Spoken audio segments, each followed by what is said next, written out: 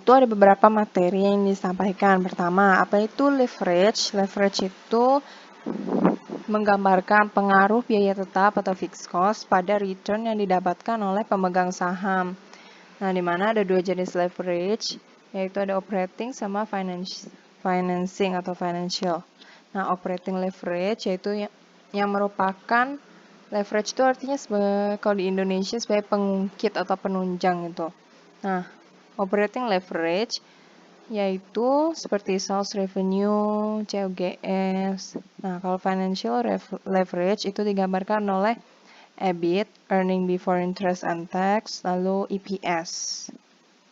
Kita berlanjut ke operating leverage. Nah, operating leverage ini membahas hubungan fixed cost yang dibayar perusahaan untuk kegiatan operasi. Yang pertama, diukur dengan degree of operating leverage atau DOL. Nah, DOL ini rumusnya CM contribution margin dikurang EBIT. Nah, CM itu selisih dari sales dikurang variable cost atau TVC. Nah, kalau EBIT itu earning before interest and tax. Jadi, dari kalian dapatkan contribution margin, kalian kurangi dengan fixed cost, dapatlah EBIT.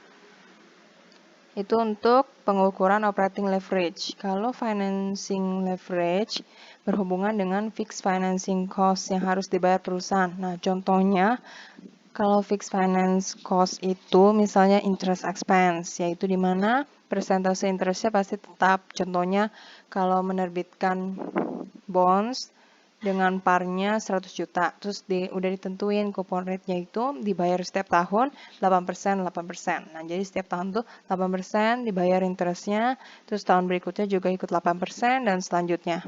Nah, itu contoh dari fixed financing cost. Nah, bagaimana dengan pajak? Kalau pajak di sini dihitungnya sebagai variabel karena walaupun persentasenya tetap, tapi dia bergantung pada jumlah dari earnings kita, yaitu EBIT kita. Nah, kalau misalnya EBIT-nya tinggi, ya pajaknya tinggi. Kalau EBIT-nya rendah, pajaknya juga ikut rendah. Jadi itu variabel, bergantung dengan earnings. Nah, pengukuran untuk financing leverage ini, yang pertama DFL, atau degree of financing leverage, itu diukur dengan membandingkan EBIT, kan namanya financing leverage, yaitu dari tadi yang sebelumnya itu faktornya ada EBIT sama EPS. Nah, yang pertama, jadi kita membandingkan EBIT dengan EBT atau earning before tax. Earning before tax itu didapatkan dari EBIT dikurang interest expense. Nah, lalu dikurangi dengan preference dividend before tax. Jadi semua yang udah net of tax itu dibalikin lagi jadi before tax. Jadi anggapannya kalau di sini setiap kita bayar dividen pasti dikenakan pajak dong. Nah, jadi semua preference dividennya itu dianggapnya net of tax. Nah, terus taxnya excluded karena dia itu variable expense. Nah, cari preferred dividend before tax itu gimana? Jadi preferred dividennya kalian bagikan dengan 1 min T.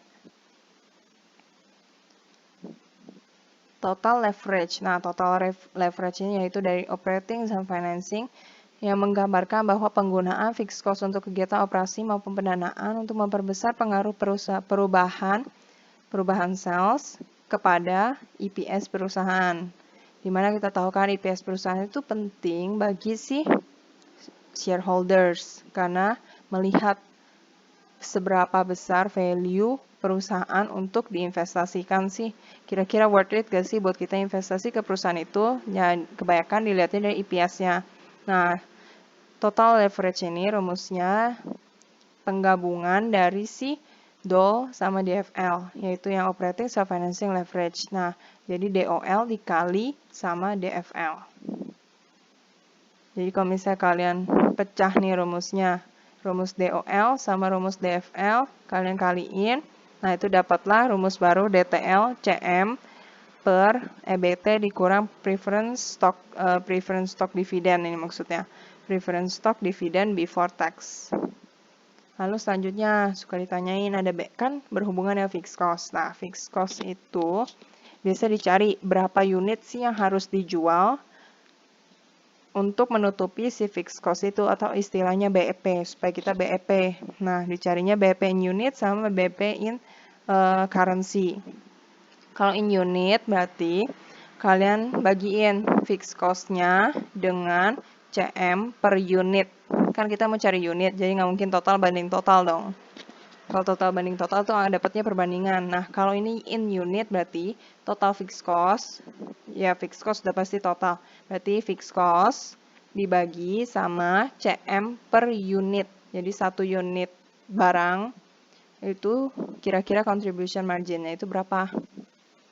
Dapatlah BP unit. Nah, kalau udah dapat BP unit, kalian kalikan dengan selling price-nya, dapat itu total BEP in currency-nya, misalnya rupiah atau dolar.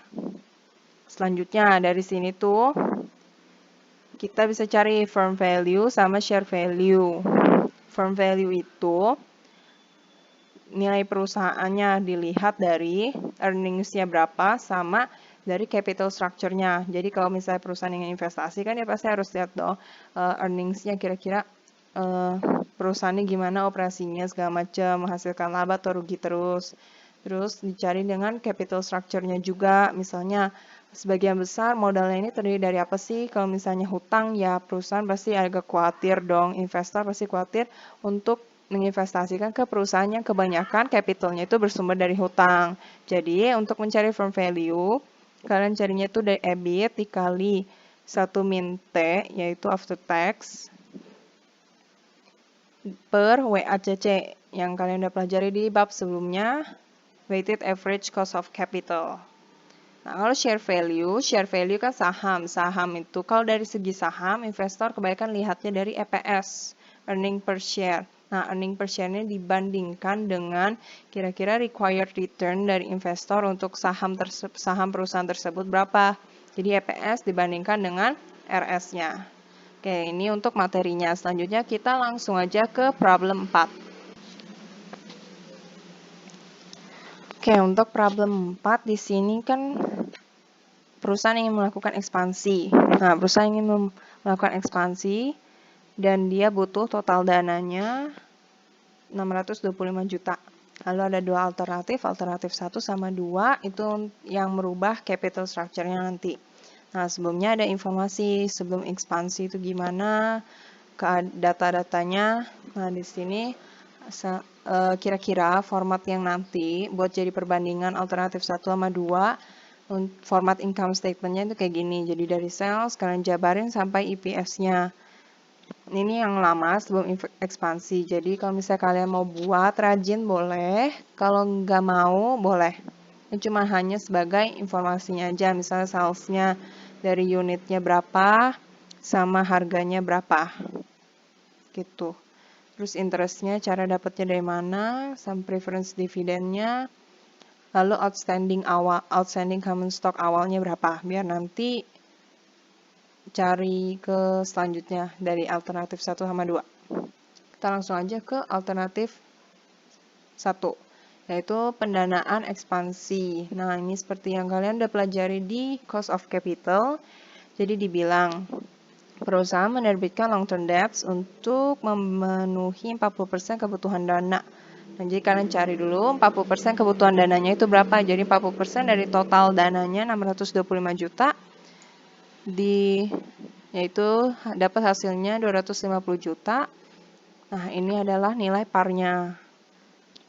Lalu ada informasi lagi, market value-nya 287.500. Flotation cost-nya 7.500, jadi dapat net profit-nya 280 juta. Habis gitu ada informasi tentang cost debt before tax. RD before tax itu 8%, N-nya jatuh temponya 10 tahun lagi, N-nya 10.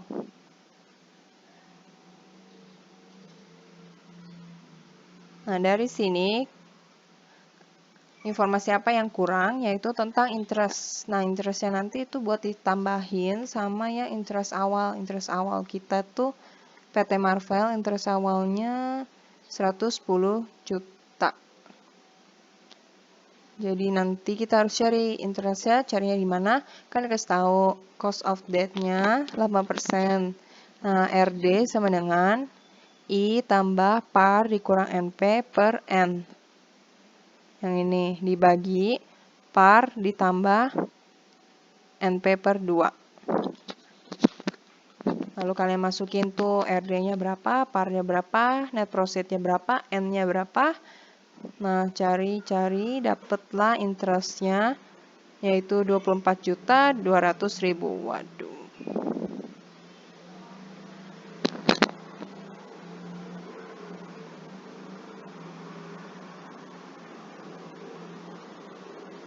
Nah, ini udah berarti beres yang untuk long term debt.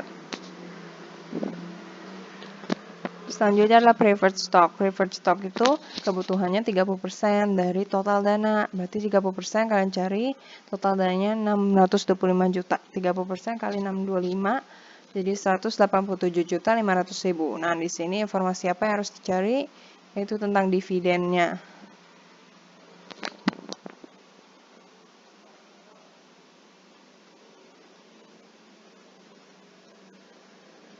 Nah, cara cari dividennya itu bagaimana?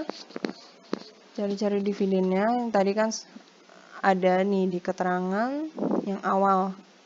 Preference dividend itu 10%. Berarti cari-cari dividennya 10% kalian kalikan dengan ini parnya, yaitu sebesar jumlah dana yang dibutuhkan untuk preferred stock. 187.500.000 dapat dividennya 18.750.000. Untuk common stock memang porsinya juga 30%, berarti sama kayak preferred stock, 187.500. Lalu dibilang ada cost of common stock-nya 10%. Nah, kalau common stock itu kita lebih pengaruhnya kemana? Untuk mencari, kan dalam mencari EPS, kita perlu informasi common stock, yaitu outstanding-nya berapa. Jadi kalian dari sini cari nih, berapa jumlah yang diterbitkan, itu total dananya 187.500 dibagi sama parnya. Parnya mana? Parnya ada di modul kalian, yaitu yang di data sebelum dilakukannya ekspansi, yaitu perusahaan memiliki data finansial di tahun sebelumnya, di mana parnya untuk common stock adalah 15.000. Jadi kalian tinggal bagiin, dapat deh yang diterbitkan 12.500 lembar. Kita lanjut untuk alternatif 2. Alternatif 2, perusahaan menerbitkan long term debt yang memiliki jatuh tempo 17 tahun, N-nya 17, coupon rate-nya 12, parnya 312.500.000. Berarti kalian bisa langsung cari interest-nya 312.500.000 dikali 12%, 37.500. Udah sampai situ. Lalu preferred stock dibilang, sedangkan untuk sisa pendanaan yang dibutuhkan perusahaan menerbitkan preferred stock dan common stock untuk mendapatkan dana tambahan tersebut dengan perbandingan 2:3 preferred stock banding common stock-nya. Jadi sisa pendananya kalian cari berapa tuh? Kan totalnya 625 juta. Dikurang sama yang udah kepake, par yang diterbitkan untuk long term debt adalah 312.500.000. Jadi dapatlah sisa dananya 312.500.000. Nah, kalian cari dari perbandingan common stock, preferred stock sama common stock 2:3. Untuk preferred stock berarti preferred stock punya porsi 2 per ini kan 312.500.000 untuk total preferred stock sama common stock. Berarti 2/5 dikali 312.500.000 dapat 125 juta. Nah, dividennya kayak yang tadi dari keterangan sebelumnya. Dividen untuk preference stock adalah 10%. Berarti 10% kalian kalikan dengan 125 juta, yaitu 12.500.000. Common stock juga kayak gitu. Common stocknya kan porsinya 3. 3/5 dikali 312.500.000 dapat 187.500.000. Lalu parnya dari keterangan tahun sebelumnya, parnya adalah 15.000 per lembar yang diterbitkan, berarti 187.500 bagi 15.000. Jadi 12.500 lembar yang diterbitkan. Nah, selanjutnya ada data tentang pertumbuhan dan penjualan perusahaan setelah ekspansi. ada pertumbuhan dan penjualan perusahaan setelah ekspansi. Nah, ada economic condition nih, ada 3, berarti nanti kalian jabarin alternatif 1 sama 2-nya. Itu ada 3 economic condition. Yang pertama optimistic kalau probability-nya 30%. Lalu unit sold-nya, penjualannya naik menjadi 41.500 unit. Harga jual naik menjadi 26.000 per unit. Terus yang untuk keadaan normal, unit sold-nya katanya naik 5%, berarti sebelumnya itu 40.500 unit. Dikali sama naikkan 5%, berarti 105%, jadi 42525 unit. Nah, untuk selling price-nya katanya naik 10%. Naik 10% dari sebelumnya itu 25.000 dikali naik 10% berarti 110%, jadi 27.500 per unit. Kalau pesimistik dengan probability 20%, unit penjualan turun menjadi 36.450 unit. Selling price-nya tetap sebesar 25.000 per unit.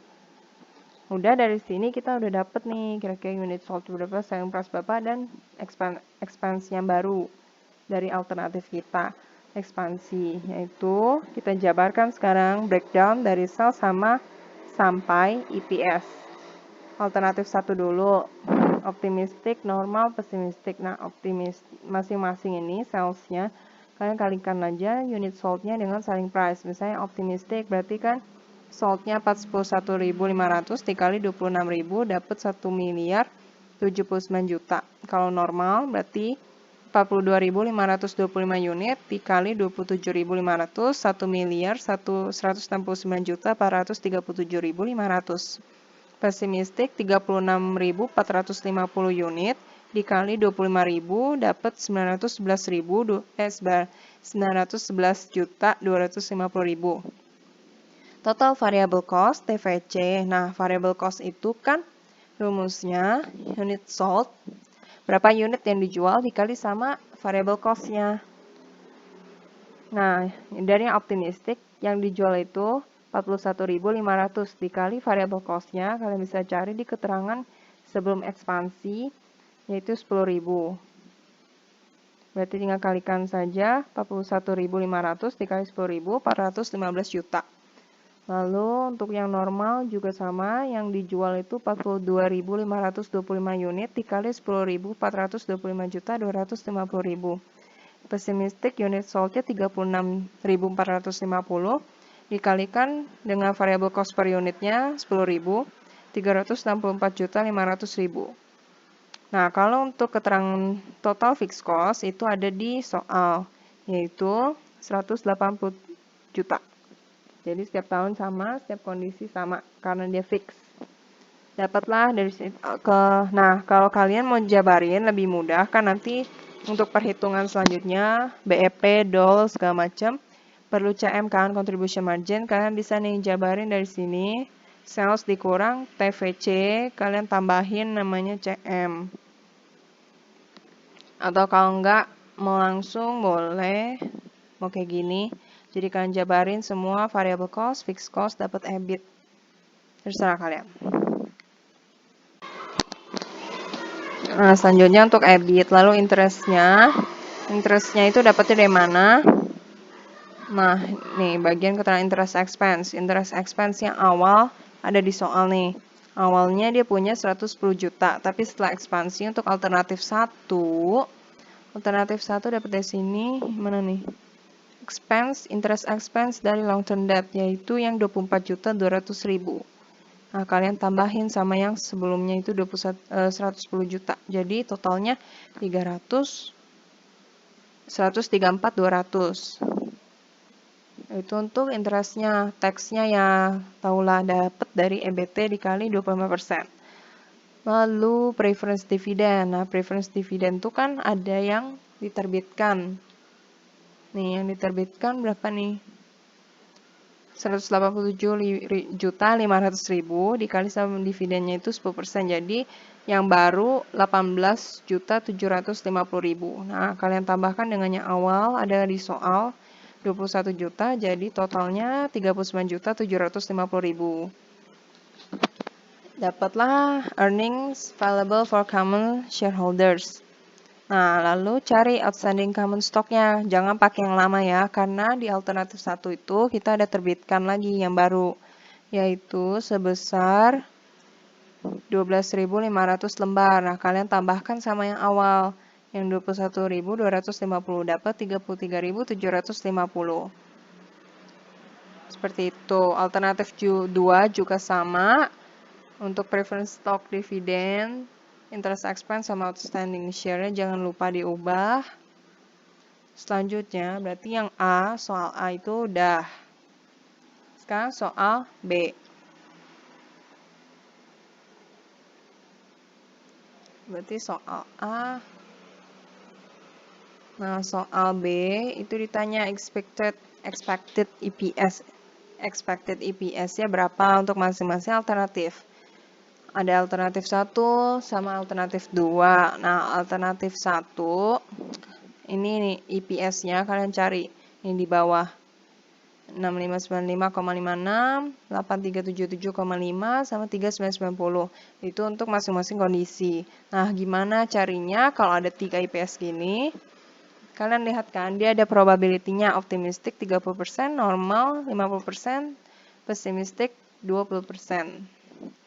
Kan ditanya expected EPS, berarti EPS yang diharapkan berapa, jadi kalian kalikan masing-masing EPS yang ditemukan nih untuk masing-masing kondisi sama probability-nya. Contohnya, yang optimistik kan probability-nya kemungkinannya itu yang diharapkan 30%.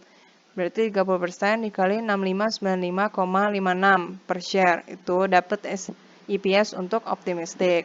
Kalau EPS untuk normal, berarti 50% probability-nya dikali sama 8.377,5 per lembar, itu adalah expected EPS untuk normal. Nah, expected EPS untuk pessimistic, berarti probability-nya 20% dikali 3.990. Kalian totalkan, dapat totalnya expected EPS untuk alternatif 1, yaitu 6.965,42.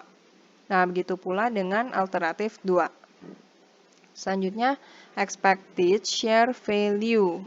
Expected share value itu tadi rumusnya apa? Dari EPS. Nah, udah dapat nih expected EPS dari alternatif 1, yaitu 6965,42.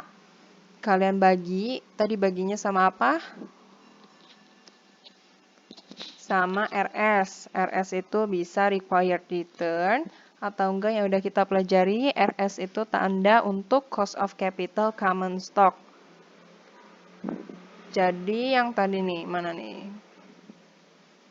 Nih, RS-nya kan 10% untuk alternatif 1. Berarti yang tadi expected EPS untuk alternatif 1 kamu bagikan dengan 10% tersebut. Jadi 69654,20. Begitu pula dengan yang alternatif 2. Setelah itu kalian bandingkan. Kan shareholders milihnya nih kebanyakan dari expected EPS, dari saham dong tentunya karena mereka beli saham. Nah, kira-kira saham mana ya earnings-nya itu lebih menguntungkan bagi mereka. Jadi, kalian bandingkan expected EPS sama expected share value untuk masing-masing alternatif. Yang mana sih yang paling tinggi? Dari sini kita bisa lihat kalau alternatif 1 itu expected EPS sama share value-nya lebih tinggi kan dari alternatif 2. Berarti yang soal C, alternatif yang sebaiknya dipilih untuk menghasilkan struktur modal paling optimum adalah alternatif 1. Selanjutnya yang D. Nah, kita disuruh cari BEP in unit. Untuk alternatif yang dipilih, tapi probability yang normal aja. Jadi nggak cari tiga-tiganya. Nah, kita kan pilih alternatif 1. Berarti yang normal, cari fixed cost-nya. Untuk yang si normal, 180 juta. BEP unit berarti fixed cost. Dibagi sama variable cost-nya. Nah, variable cost-nya ini per unit, fixed cost dibagi sama CM. Contribution margin per unit. Nah, contribution margin-nya dapat dari selling price. Selling price untuk normal per unitnya itu ini si 27.500. Berarti kalian kurangi sama variable cost-nya. Variable cost-nya kalau nggak salah nggak berubah sama yang sebelumnya, yaitu yang 10.000. Nih 10.000 berarti 27.500 dikurang 10.000 dapat CM per unit.